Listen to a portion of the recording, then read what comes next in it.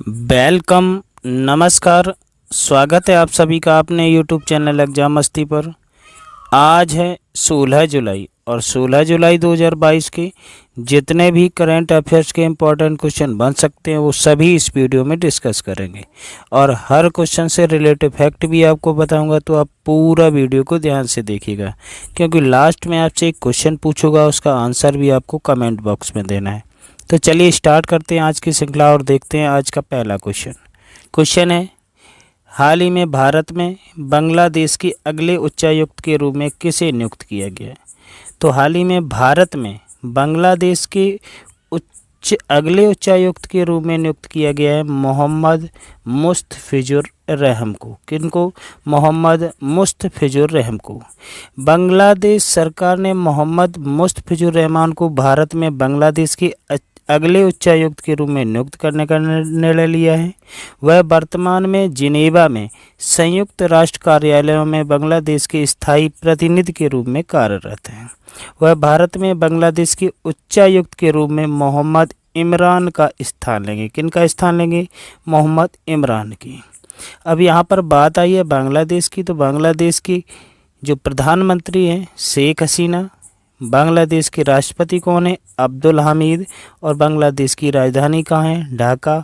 और बांग्लादेश की मुद्रा की बात करें तो यहाँ की मुद्रा है बांग्लादेशी टका। तो इस क्वेश्चन से आपको इतनी जानकारी मिल सकती है।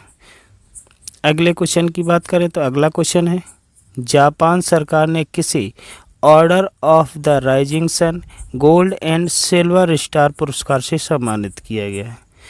तो जापान सरकार ने order of the rising sun gold and silver star पुरस्कार से सम्मानित किया है किसको? नारायण कुमार को।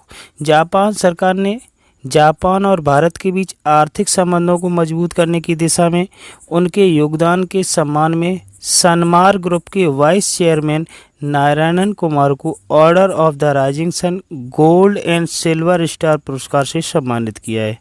कुमार को चेन्नई में जापान के महावाणिज्य दूत तागा मासायुकी ने सम्मानित किया। किन्होंने? महावाणिज्य दूत तागा मासायुकी ने सम्मानित किया है। तो इस क्वेश्चन का राइट आंसर क्या हुआ? नारायण कुमार। अगला क्वेश्चन है, निम्न में से किस वर्ष तक द्वारिका एक्सप्रेसवे देश का पहला एलिवेटेड बन जाएगा? तो 2023 तक द्वारका एक्सप्रेसवे देश का पहला एलिवेटेड बन जाएगा। सड़क परिवहन और राजमार्ग मंत्री नितिन गडकरी ने घोषणा की है कि वर्ष 2023 तक द्वारका एक्सप्रेसवे देश का पहला एलिवेटेड बन जाएगा। द्वारका एक्सप्रेसवे दिल्ली गुड़गांव एक्सप्रेसवे और मुख्य रूप से पश्चिमी दिल्ली के यात्रियों से गंभीर यातायात भीड़ का अनुभव करने वाली मुख्य सड़कों पर दबाव कम करेगा। तो इस क्वेश्चन का राइट आंसर क्या हुआ? 2023। अगला क्वेश्चन, चीन और किस देश के द्वारा सी गार्डियंस 2 समुद्री अभ्यास आयोजित किया गया? चीन और किस देश के द्वारा है? तो चीन और पाकिस्तान देश के द्वारा सी गार्डियंस 2 समुद्री अभ्यास आयोजित किया गया। किसके? चीन और पाकिस्तान और चीन के द्वारा हाल ही में सी गार्डियंस 2 समुद्री अभ्यास आयोजित किया गया है।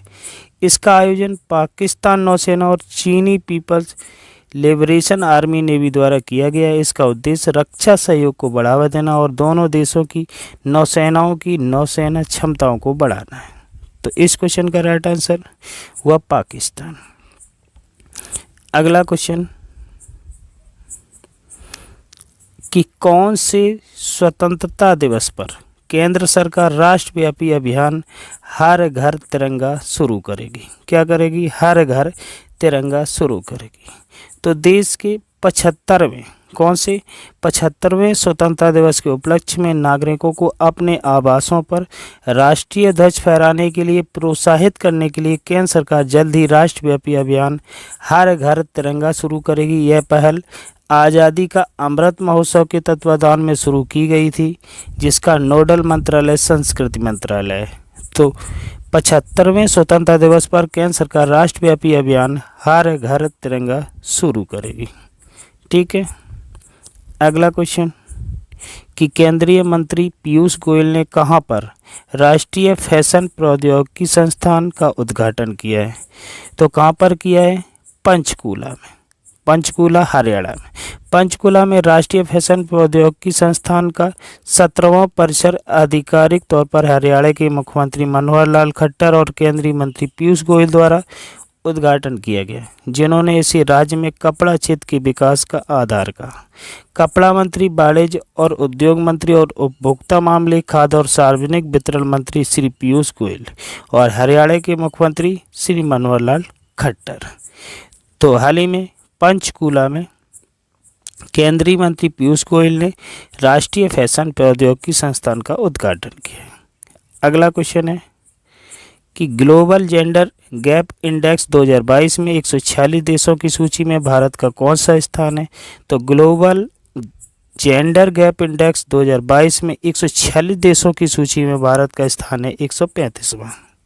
कौन सा है? 135वां। यह सूचकांक विश्व आर्थिक मंच द्वारा 13 जुलाई 2022 को जारी किया गया था। आइसलैंड ने वर्ष 2022 के लिए सूचकांक में शीर्ष स्थान हासिल किया है। 2021 में भारत सूचकांक पर कुल 156 देशों में 140वें स्थान पर था। यह सूचकांक पहली बार 2006 में WEF द्वारा प्रकाशित किया गया था। यह लैंगिक समानता को मापने के लिए बनाया गया एक सूचकांक है। तो इस क्वेश्चन से आपको इतनी जानकारी मिलेगी। अगला क्वेश्चन, हाल ही में किस देश की सरकार ने पूर्व प्रधानमंत्री शिंजो आबे को मरणोपरांत सुप्रीम ऑर्डर ऑफ द क्राइसेंथमम से सम्मानित करने का निर्णय लिया है? तो हाल ही में किस देश की सरकार? तो जापान की सरकार ने। जापान सरकार ने पूर्व प्रधानमंत्री शिंजो आबे को मरणोपरांत सुप्रीम ऑर्डर ऑफ द क्राइसेंथमम से सम्मानित करने का निर्णय लिया है। शिंजो आबे जापान के सबसे लंबे समय तक प्रधानमंत्री रहे और वह जापान के सर्वोच्च सम्मान प्राप्त करने वाले चौथे पूर्व प्रधानमंत्री हैं। यह जापान का सर्वोच्च सम्मान है। जापान के सम्राट मेजी ने वर्ष 1876 में grand cordon of the order की स्थापना की थी। शिंजो आबे की 8 जुलाई 2022 को उस समय हत्या कर दी गई थी जब वह नारा शहर में एक जनसभा को संबोधित कर रहे थे। तो इस क्वेश्चन का राइट आंसर क्या हुआ? जापान। अगला क्वेश्चन है कि हाल ही में टाइम पत्रिका ने किस भारतीय शहर को 2022 के विश्व के महानतम स्थानों की सूची में सूचीबद्ध किया है? तो हाल ही में टाइम पत्रिका ने किस भारतीय शहर को? तो अहमदाबाद शहर को 2022 के विश्व के महानतम स्थानों की सूची में सूचीबद्ध किया है।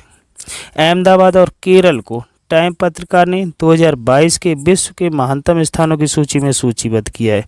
अहमदाबाद और किसे? केरल को। अहमदाबाद और केरल घूमने फिरने के लिए 50 असाधारण स्थलों में सूचीबद्ध किया गया है। सूची में अन्य स्थानों में रास अल खैमा, संयुक्त अरब अमीरात, पार्क सिटी, उटाह, सियोल और ग्रेट बैरियर रीफ ऑस्ट्रेलिया शामिल है। तो इस क्वेश्चन का राइट आंसर अहमदाबाद। अगला क्वेश्चन, हाल ही में नई शिक्षा नीति को पूर्व प्राथमिक स्तर पर लागू करने वाला भारत का पहला राज्य कौन बना है? तो हाल ही में नई शिक्षा नीति को पूर्व प्राथमिक स्तर पर लागू करने वाला भारत का पहला राज्य बना है उत्तराखंड। उत्तराखंड नई शिक्षा नीति को पूर्व प्राथमिक स्तर पर लागू करने वाला भारत का पहला राज्य बना है। मुख्यमंत्री पुष्कर सिंह धामी ने प्री प्राइमरी शिक्षा व्यवस्था को सुदृढ़ बनाने के लिए प्रदेश भर के आंगनबाड़ी केंद्रों पर बाल वाटिका का उद्घाटन किया। बाल वाटिका उत्तराखंड में 4457 आंगनबाड़ी केंद्रों पर काम करेगी। वे एक निजी स्कूल में नर्सरी कक्षा के बराबर होंगे। उत्तराखंड के शिक्षा मंत्री धन सिंह रावत ने कहा है कि 2030 तक राज्य में NEP पूरी तरह से लागू हो जाएगा। तो इस क्वेश्चन से आपको इतनी जानकारी मिल सकती है। अब हम बात करेंगे कल आपसे पूछे गए प्रश्न की। प्रश्न था कि हाल ही में जेम्स वेब स्पेस टेलीस्कोप से पहली पूर्ण छवि किसके द्वारा जारी की गई थी? तो इसका राइट आंसर था नासा। वैसे हमारे जितने भी साथियों ने इसका आंसर दिया बिल्कुल सही दिया। आज का क्वेश्चन है, कौन से स्वतंत्रता दिवस पर केंद्र सरकार राष्ट्रव्यापी अभियान हर घर तिरंगा शुरू करेगी? तो इस क्वेश्चन का आंसर आपको कहाँ देना है? कमेंट बॉक्स में। तो आज का क्लास आपके लिए कैसा रहा? कमेंट करके ज़रूर बताइएगा। यदि अच्छा रहा हो तो वीडियो को लाइक व शेयर, चैनल को सब्सक्राइब भी कर लें ताकि आने वाली वीडियो की नोटिफिकेशन आपको मिलती रहे। मिलते अगले क्लास में एक बार फिर, तब तक के लिए जय हिंद, वंदे मातरम।